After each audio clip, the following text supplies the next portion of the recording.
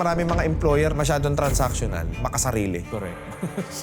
Tapos they're expecting na yung mga employees nila, ititreat sila ng over-deliver. Where in fact, ikaw na bilang may-ari, napakaramot mo kasi ang swapang mo eh. Sobrang sakit na nangyari sa akin doon, sir. Iniisip ko rin noon, bakit ba nangyari sa akin to? Ginawa ko naman yung tama. Kahit mahirap sa una, malayo yung kinikita ko doon sa corporate versus sa nagsimula ako ng negosyo. Meet Jolo Prado, the founder of Captain Calamares. Fast-rising seafood brand, once earning a six-figure income. He took a leap into entrepreneurship through determination and innovation. Jolo turned a simple idea into a growing brand, inspiring aspiring entrepreneurs to take risks and chase their dreams. Yung desisyon na yun, nakapagdulot sa'yo ng matinding sacrifice. Yes. Kailangan natin magsakripisyo para magtagumpay. Hindi mo talaga mararanasan yung sarap ng buhay kapag hindi ka dumaan sa napakaraming problema at sakripisyo. Yung Calamares dati, it's just a street food. But ginawan mo ito ng brand at naging isa sa mga pinaka-patok ngayon na negosyo ang Captain Calamares. Where did you get that inspiration? Nag-start kasi ako, mag-isa lang ako. Pero kinailangan kong mag-provide kasi sa pamilya ko, sa sarili ko. Nanggaling kasi ako sa ibang mundo, sa corporate world ako galing. Pero napunta ako dito dahil sa mga hindi inaasahang pangyayari. Pagkatapos noon, na-inspire ako gawin, ibenta kung ano yung recipe ng calamares na ginagawa na namin way back. Nung pandemic kasi madaming talagang naging mga recipe lang sa bahay pero naging negosyo kasi wala ngang pagkukuha ang iba eh. Ilang branch na ngayon ng Captain Calamares? 32 branches. Saan ang mga store ninyo? Nag-start kami kasi sa Rizal area, Cainta actually ang pinaka-sentro namin. Meron kami Marikina, Antipolo, Taytay, and then tsaka po kami kumalat. Quezon City, Manila, Parañaque, Alabang. Anong taon ka nag-start? 2023. So in a span of 2 years, ano na ang nai-provide nitong business na to sa family mo? Actually, boss, madami na. I'm very thankful na nakapag-provide na ako ng mga sasakyan. We are living na comfortable. Kasi previously nga po, nung bago ko siya simulan, hindi ko mabilan ng Jollibee yung mga anak ko eh. Galing ka rin sa hirap. Hindi naman galing sa hirap, pero yung nag-shift kasi ako from corporate to business, dun talaga nagsimula. Yung pinagdaanan ko noon, hindi ko rin naasahan. Kala ko dun na ako magre-retire eh. Pero may mga nangyaring hindi ko naasahan na mangyayari pala sa akin, which is nililid pala ako ni Lord dito. Kasi sobrang sakit na nangyari sa akin doon, sir. Pero niisip ko rin noon, bakit ba nangyari sa akin to? Ginawa ko naman yung tama, ginawa ko yung kung anong expectation sa akin. Pero ba't pa rin siya nangyari sa akin? Yun pala, dito ako nililid. Kahit mahirap sa una, malayo, boss yung kinikita ko doon sa corporate versus sa nagsimula ako ng negosyo. Yung desisyon na yun ay nakapagdulot sa'yo ng matinding sacrifice sa family mo. Correct, boss. Nagkaroon kayo ng financial struggle. Yes, malaking pasasalamat ko is sa aking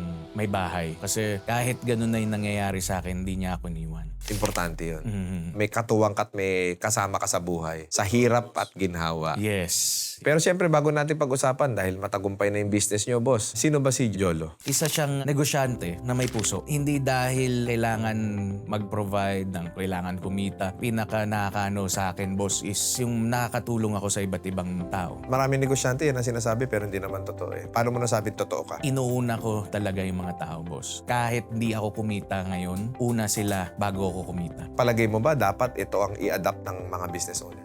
Hindi naman lahat ganun, boss, Pero sa sarili ko, mas masaya ako at mas fulfilling sa akin na natutulungan ko muna yung mga tao ko. Do you think malaking bahagi yun kung bakit matagumpay ang negosyo nyo ngayon? Yes. Kailangan natin magsakripisyo para magtagumpay. Hindi, di ba nawawalan ka ng pera kasi inuuna mo yung mga tao mo, nababawasan ka technically. Paano mo nasabi nakakatulong ito sa pagpapalaki ng negosyo? Kasi boss, ang prinsipyo ko is pag masaya ang tao natin sa negosyo, sila mismo ang tutulong sa atin paano siya palakihin. At wala silang hihinging kapalit kasi masaya sila ginagawa nila. At naibigay mo na bago pa nila hilingin. Yes. Happy workplace is one of the key ingredient for you to become a successful business owner. Kasi marami mga employer na makasarili. Correct.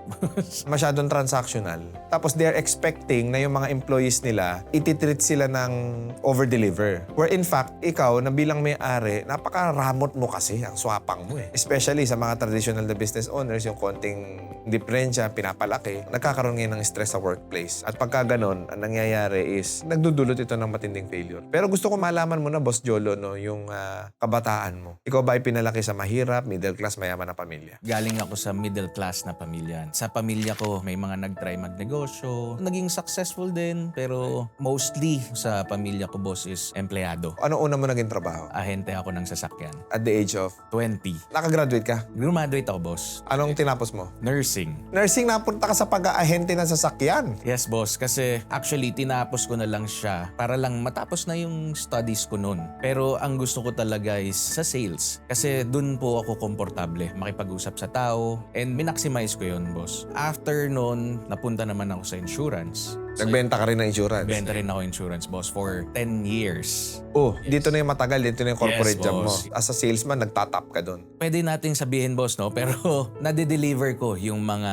goals and targets namin for the year. Nakaka-join ako sa mga iba't ibang incentives. Pero fulfilling din siya sa akin noon. Akala ko nga doon na ako mag-i-stay. Pero nangyari kasi sa akin doon, boss, parang napolitika. Magkano kinikita mo dati sa insurance? 6 digits. Bakit aalisan mo pa yung trabaho mo na kumikita ng 100,000 pataas sa magnenegosyo ka na wala ka namang idea? Nagduda rin ako sa sarili ko nung una, bakit ba ako nagsisimula ulit? Pero doon ko rin na-realize na dapat dati ko na pala siyang ginawa. Ha? Oo, pag nagsimula ka, yung 100,000 na kinikita ko Palaki yun. monthly, babagsak siya. Actually, bumagsak siya, boss. Meron isang araw, ang kinita ko lang sa pagtitinda ng calamares, less than 100 pesos. Paano nagkasya sa pamilya nyo? Sanay kayo sa 100,000 plus na cost of living. Yun nga, boss. Talagang nagsakripisyo. Hindi mo talaga mararanasan yung sarap ng buhay kapag hindi ka dumaan sa napakaraming problema at sakripisyo. Ang natutunan ko nung nag-aaral ako, boss, ora et labora. Ano yun? Dalawa lang ang kailangan natin, boss. Prayer and work. Una, syempre, sa dasal, kapanalig mo lagi ang Diyos. Pangalawa, yung gawa natin. Pagka meron na tayo nung dalawang yun, kahit mahirap, tuloy-tuloy lang natin yung ginagawa natin, and yet we will commit the success. Same situation like you.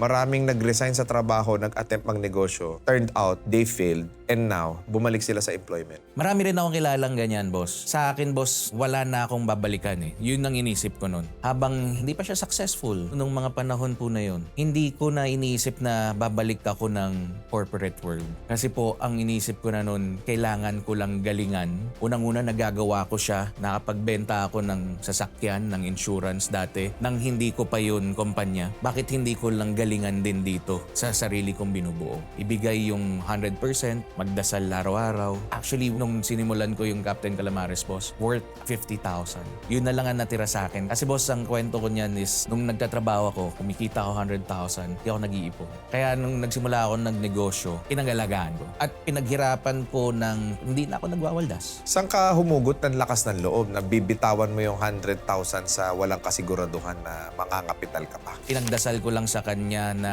i-lead mo ako, Lord, kung saan ako nararapat. Kasi wala na akong pera, wala akong babalikang as empleyado. Sabi ko, kahit paghirapan ko kung paano ko sisimulan, basta kasama ko kayo, Lord. And true enough po, hindi niya ako iniwan. Walk through faith po ang mantra ko nun. Marami rin naman nananalangin sa Diyos eh. Pero bakit sa palagay mo, yung sa'yo dininig, yung sa kanila hindi? Doon na pumapasok no, yung binanggit ko kanina, yung labora. That's labor or work. Marami kasi pong nagdadasal lang, pero hindi na ginagampanan ng trabaho. Pagka napagod, ayaw na. Pagka nahirapan, ayaw na. Ano yung pinaka-specific na sitwasyon or pagkakataon sa buhay mo na talagang tinest yung faith mo? Umalis ako sa corporate, hindi dahil gusto ko. Dahil ito sa Pinulitika ka? Yes, boss. Nasuspend ako sa isang kaso, boss, kasi nagpapapromote na ako ng 2022. Nasuspend ako sa kaso nung 2014 pa, na inilaban ko kasi sinuspendi ako dahil nagkaroon daw ako ng malicious practice sa pagbebenta ng insurance. Sa akin kasi noon, no, at hanggang ngayon doon ako nabubuhay, Boss RDR, na hindi ako nanloloko ng tao. Yun ang pinaka number one na prinsipyo ko sa negosyo, sa lahat. Doon, boss, nagkaroon kaming hearing sa opisina, tapos wala, natalo pa rin ako. Guilty pa rin daw ako. Terminate ka. Yes, boss. How painful it is kung mare-recall mo. Ininda ko siya ng ilang buwan. Di ako nakapagtrabaho agad. Di ako nakapagnegosyo agad. Kasi nga, doon ko iniisip na magre-retiro na ako. For the next 25, 35 years, nandun lang dapat ako. Pero yun nga, hindi ako doon nililid ni Lord. Siguro pina-experience niya sa akin, Boss RDR, kung paano doon para ma-adapt ko siya sa negosyo. Masakit sa akin nung nawala ako doon, pero masaya na ako ngayon. It's just a redirection from the Lord. Yes, boss. Kasi nung time na yon, no, nakapag-provide ako sa pamilya ko ng enough. Pero after that phase, hindi ko na kayang makapag-provide ng kahit fast food na pagkain. Do you think yung mga mahihirap na nangyari sa buhay mo, nakatulong yun? Sobrang nakatulong yan, boss. Kung hindi ako bumagsak, baka hanggang ngayon, kung ano yung buhay ko noon, ganun pa rin ang ginagawa ko ngayon. You have to respect the process. Now, what is important is when you pray, you make sure you act on it. Yes, boss. And your character is aligned to what you are asking for. Kasi maraming humihiling, gusto nilang yumaman, napakatamad, napaka-entitled. Yes, boss. Make sure na pag humiling kayo ng blessings, isang damukal at hindi maubos-ubos na problema yung darating sa buhay.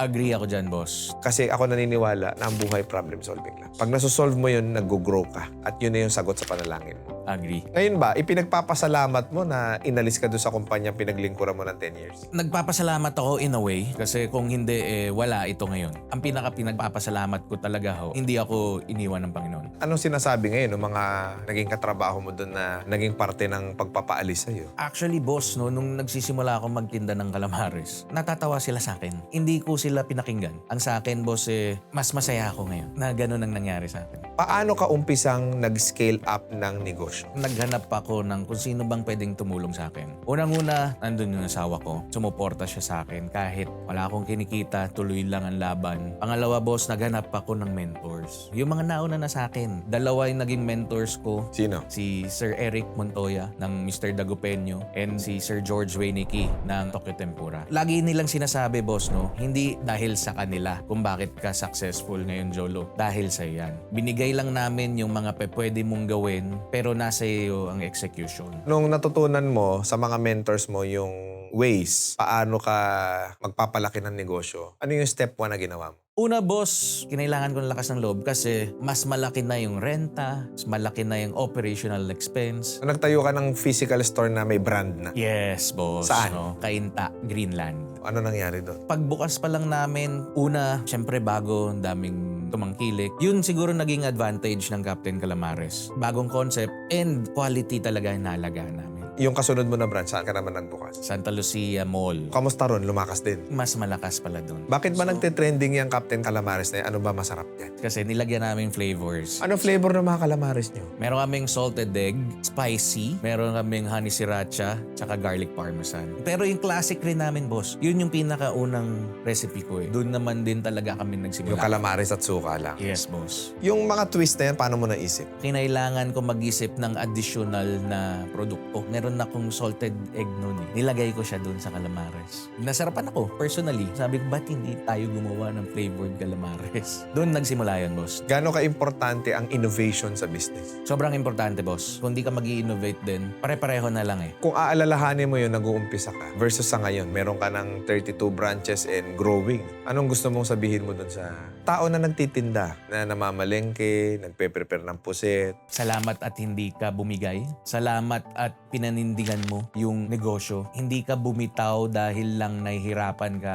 Naniwala ka na kaya mong maabot yung mga pangarap natin sa buhay. Anong payo mo sa mga taong gusto nang tumigil sa pagninegosyo nila? Huwag lang po kayong titigil. Hingin nyo ang gabay ng Panginoon. Maraming pagsubok at problemang darating talaga. Pero kapag kasama nyo ang Panginoon at trinabaho nyo, hindi kayo nanlamang ng tao, definitely makukuha nyo rin ng success. Maraming salamat, boss. And baka baka meron kang opportunity na pwedeng i-offer sa mga kababayan natin na gustong mag-franchise ng Captain Calamares. Sa mga gusto pong mag-franchise ng Captain Calamares, kontakin nyo lang po ang team namin. Pwede po kayong tumawag sa franchise hotline number namin na 0915-427-8636. Available po yan sa Viber, WhatsApp, and Telegram. Pwede nyo rin po kaming i-follow sa aming Facebook page, Captain Calamares, sa aming Instagram, captain.calamares, at meron din po kaming website, captaincalamaresph.com. Ayan. So sa lahat ng gustong mag-franchise ng Captain Calamares, kontakin nyo na dahil yan po ang pinaka-hot ngayon na franchising opportunity. Muli, maraming salamat and God bless sa inyo lahat.